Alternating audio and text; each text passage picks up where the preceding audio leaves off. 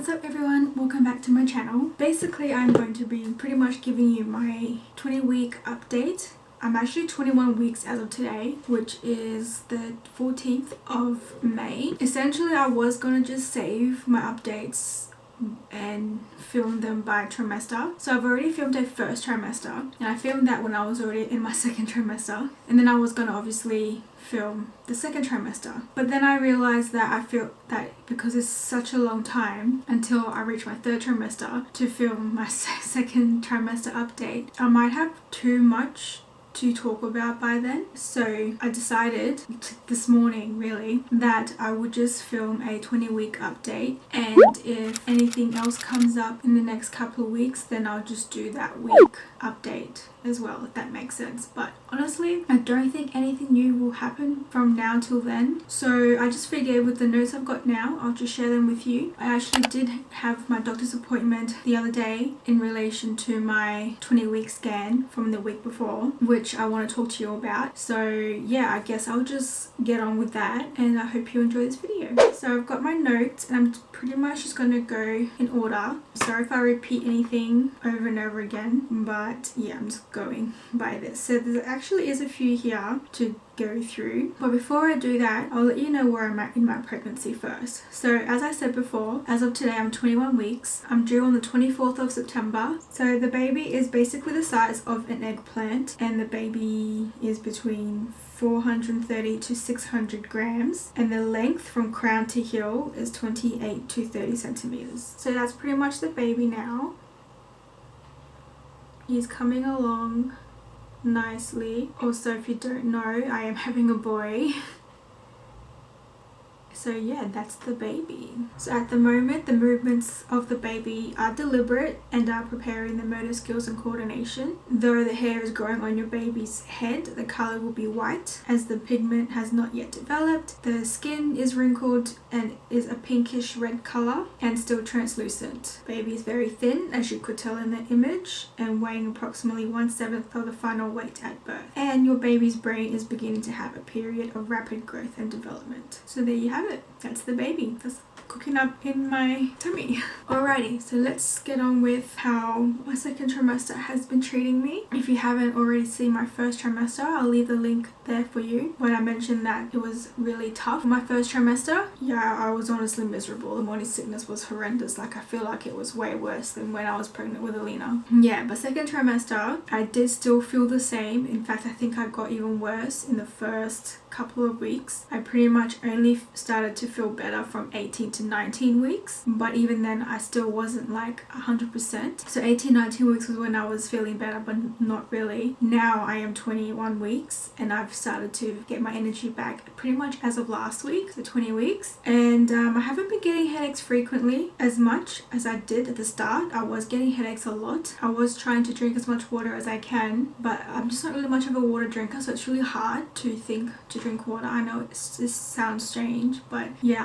I like to drink soft drink and juice and all that stuff. I feel like I've been doing a lot better in the last week or two. I feel like I'm not really getting that many headaches anymore, but it was frequent at the start of my second trimester. And also in saying that as well, in the early weeks of the second trimester I was feeling very tired. Like, even if I felt like I had a pretty decent sleep, and I'll get into my sleeping pattern later, when there were nights where I felt like I had a good sleep, I still woke up feeling really tired and my eyes just felt like I hadn't slept all night, like they were really heavy. But it hasn't been like that lately, so that's good. I ended up getting my iron levels tested again for that very reason, and it turned out that my iron actually did reduce. When I got my iron levels tested earlier in my pregnancy it was fine, so I didn't have to take any iron tablets like I did with Alina. But then because I was starting to feel really tired and no energy, I decided to go back and get checked again, and it was low. So now I am taking iron tablets as we speak. I even bought the Plus cereal, which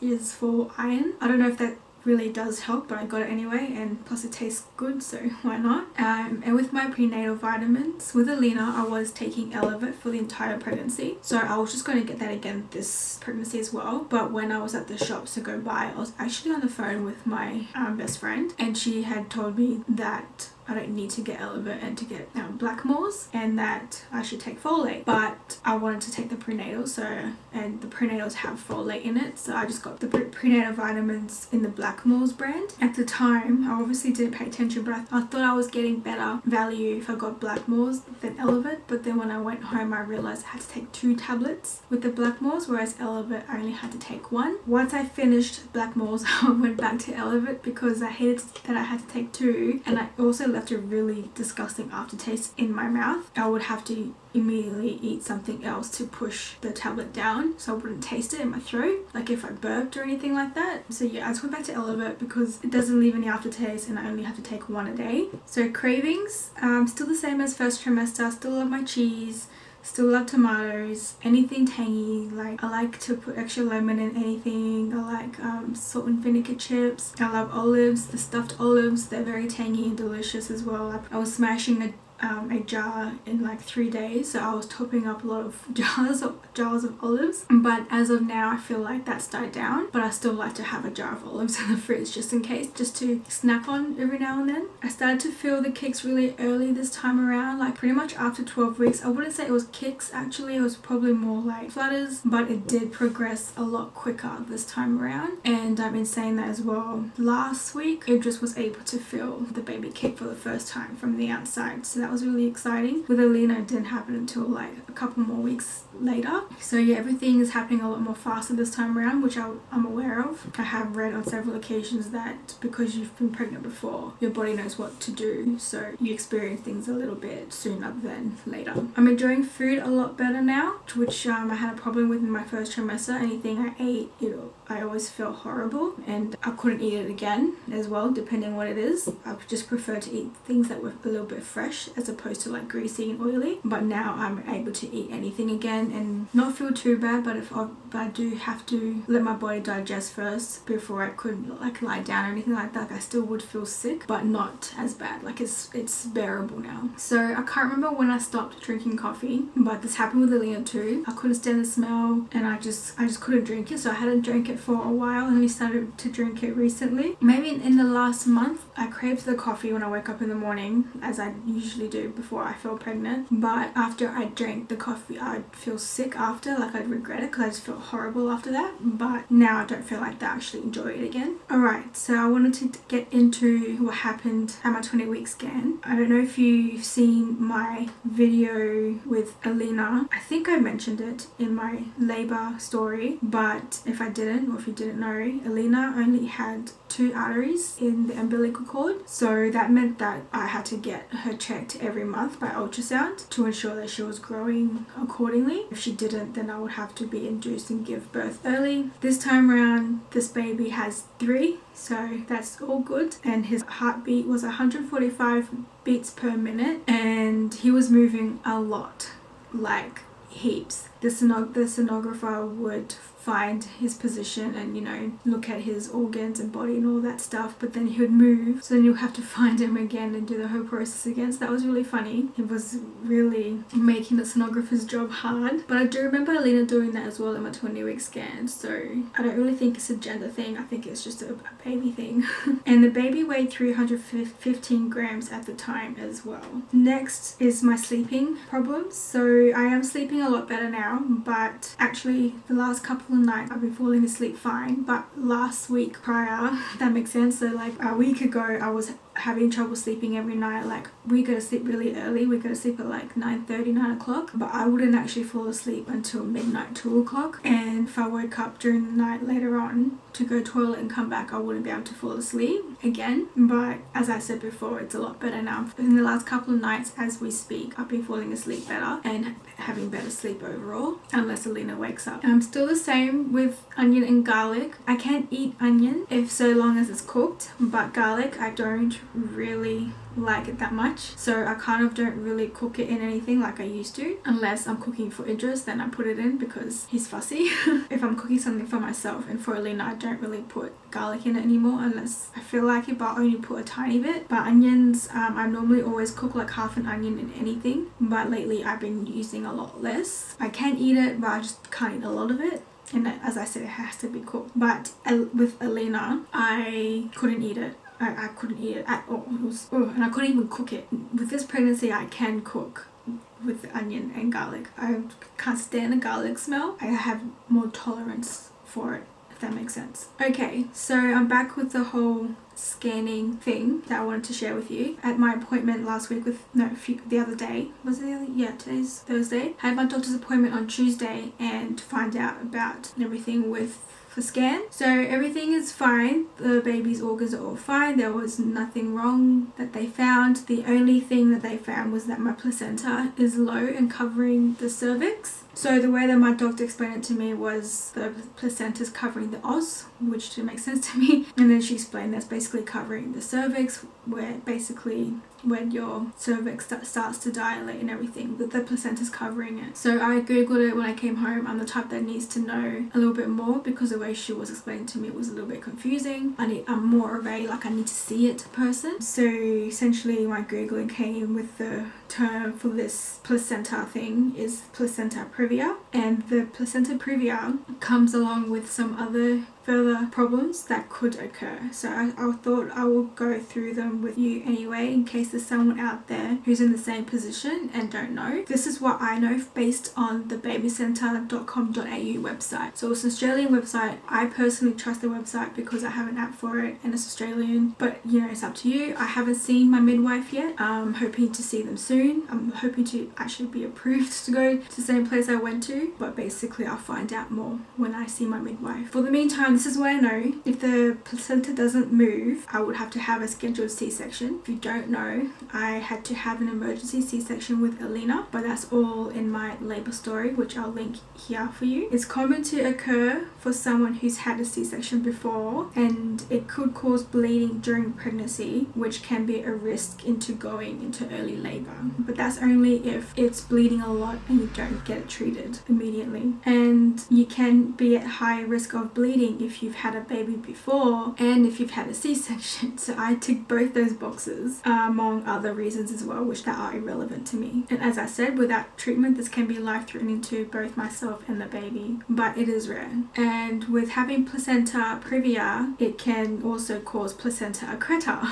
So it is uncommon, but it can happen if the placenta embeds itself too deeply into the wall of your uterus rather than coming away once the baby is born. And this can occur if you've had a C-section also. So I have a chance of getting placenta accreta as well because I've had C-section before. And I'm also a potential risk, but it is rare, to get vasa previa, but I kind of just stopped reading it at that. So you can Google it if you want to know more about vasa previa. If no complications throughout the pregnancy, then I might be offered to have a scheduled C-section between 36 and 37 weeks. Or if it's a major placenta previa, then I'll be offered a scheduled C-section from 34 to 37 weeks. And if I have placenta accreta, they could schedule me for a C-section between 35 to 37 weeks. So yeah, that could also mean that my baby will obviously be early. The baby's due date falls like the first 2 days into the Libra star sign, and I'm a Libra. I'm into the whole star sign thing. Like, I know I shouldn't believe in it, but I can't help it.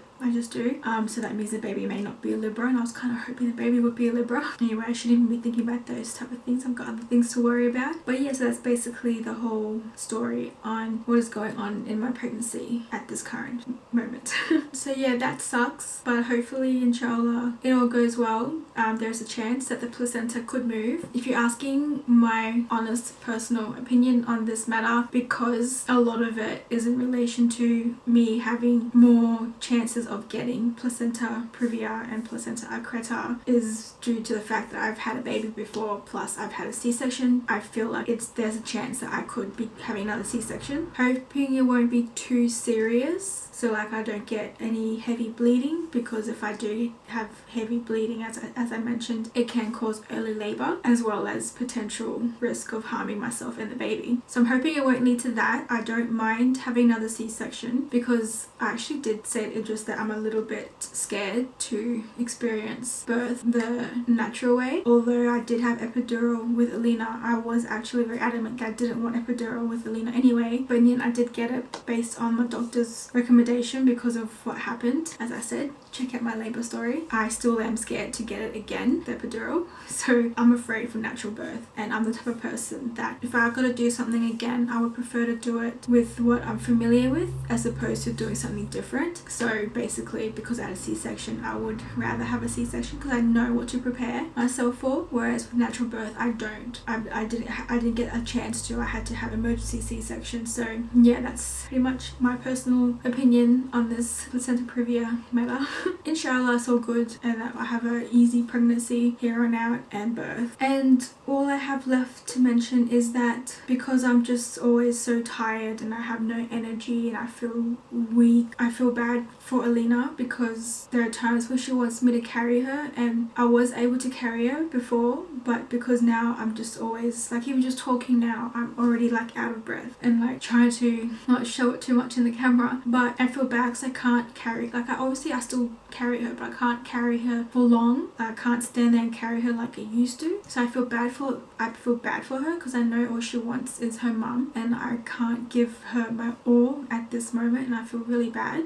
My energy is back now, so I do feel like I am myself now, but before I was just so tired. I barely played with her. I was very impatient with her. I just haven't been myself with her, and I feel really bad because I used to always play with her, interact with her, you know, just have fun with her, and at the moment I just can't. Like I feel like I'm getting better, as I said, but it's still like I gotta, you know, clean the house. I have to cook for my husband. I have to go cook for her. I gotta look after the house, and then when I have free time I just want to relax, but then Alina wants me to play with her or she wants me to sit with her, but I can't because I gotta do something, or I don't know. It's just, yeah, I feel really bad for her, but hopefully I'll get my energy back even more and then I can give her my full undevoted attention again. So yeah, that's pretty much it. Nothing else has really been going on in the pregnancy. I think twice now I did get some pains in my abdomen, but it wasn't as bad as it was with Alina. It was just a slight stabbing pain, but it'll only be there for a day and then it'll go away the next day. He's kicking a lot. He's very active in there. I feel like he's not shy like Alina was. So when Alina was in my tummy, whenever Idris would put his hand on my tummy, she'd stop moving. But with this baby, he would continue to move. So it seems like he's going to be a more outgoing baby compared to Alina. That's pretty much it. I'll show you my belly. Obviously I can't show you my actual tummy. I can only show you my shirt. So I'll see what I can do. This is where I'm at now. Sorry, I don't know how much you can see, but I am a lot bigger because when I was 20 weeks with Alina, I definitely was not this big. Like I could still hide it. Pretty much like as if I'm 6-7 months already, which I'm not. I'm only 5 months. So yeah, it's pretty crazy how different this experience has been. Yeah, Alina coming. Alright, so okay, I'll just quickly end this video here. Thank you for watching. I really hope you enjoyed this video, and if you haven't already, please give me a subscribe and follow me on Instagram. I'm way more active on Instagram. In regards to my videos, I used to upload every Monday and Thursday, I think. I can't remember the days, at 8 AM WA time. Unfortunately, I can't promise it anymore. It's kind of all over the place. I've actually got a lot of videos to edit, so at least I've got content coming. But in terms of when I'm going to be able to edit and upload, I can't promise you, but I will try to at least upload one once a week. I just don't know what day. Subscribe so you don't miss out, and follow me on Instagram because I do mention when uploading videos on my Insta stories. And yeah, I'll catch you guys in my next one. Bye guys.